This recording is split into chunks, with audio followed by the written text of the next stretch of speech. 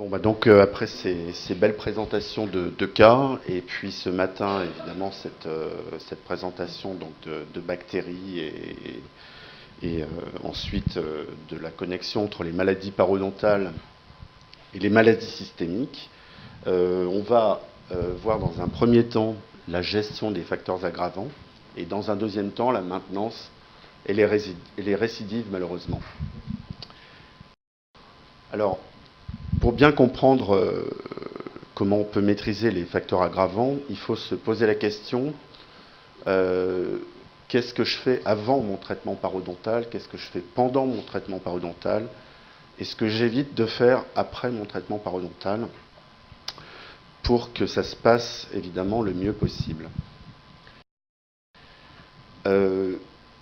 Quand on se trouve confronté donc à des cas parfois qui peuvent être complexes, comme ceux qui ont été présentés, on est devant des actes indispensables à pratiquer avant la mise en place de ce traitement parodontal laser assisté.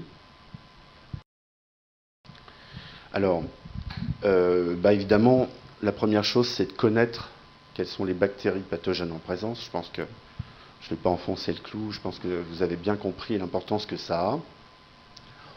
On a en notre possession tout ce qu'il faut maintenant de façon très simple pour le mettre en œuvre. Le patient fait le chèque directement au labo.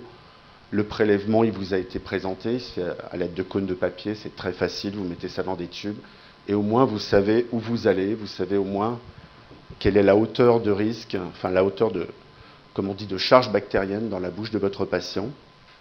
Et ça peut être effectivement complété par des tests où vous allez connaître le biotype de votre patient, ces facteurs de risque.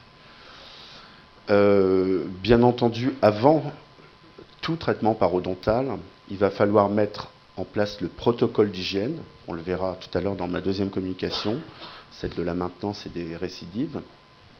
Et puis éventuellement, faire des prescriptions, parce que parfois, surtout si le patient arrive en urgence, eh bien, on est bien obligé de le mettre sous antibiothérapie, bien entendu. Alors, un traitement local ne s'envisage qu'avec la connaissance de l'écosystème général, bien entendu. On ne peut pas du tout avoir de réussite sans cette connaissance. Les deux choses fondamentales, c'est la mise en place du protocole d'hygiène et des prescriptions. Et dans un premier temps, eh bien, on va parler des actes qui sont nécessaires dans l'urgence.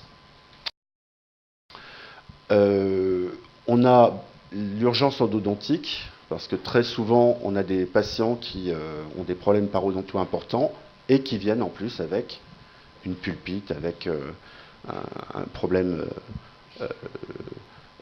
endodontique douloureux et qu'il faut bien résoudre dans l'instant. Il y a l'urgence chirurgicale, parce qu'évidemment, il y a des dents qui sont non conservables, qui font très mal, qui sont très mobiles, et ça, on va devoir le faire avant même le début du traitement parodontal. Il y a la contention, comme Gérard l'a montré donc, dans un des derniers cas qui nous a présenté. Parfois, il est tout simplement impossible de faire une lithotricie avec de la polyvidone et de mettre en place un traitement laser sans avoir fait une contention par, en général, un bridge provisoire, bien entendu, ou bien simplement avec une attelle, ça peut se faire également. C'est impossible de toucher aux dents, et de toute façon, si les dents sont assez mobiles, on n'aura pas de guérison du parodonte, bien entendu. Donc la contention, elle peut s'avérer indispensable avant le traitement parodontal.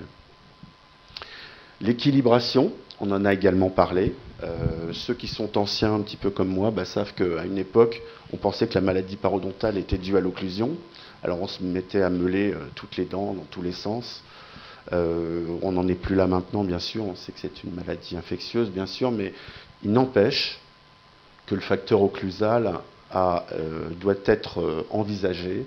Il est impensable de commencer un traitement parodontal sans avoir vérifié sur le patient avec simplement du papier à articuler, qu'est-ce qui se passe en centré, en latéralité, et éventuellement, évidemment, corriger les problèmes, les contacts non travaillants, etc.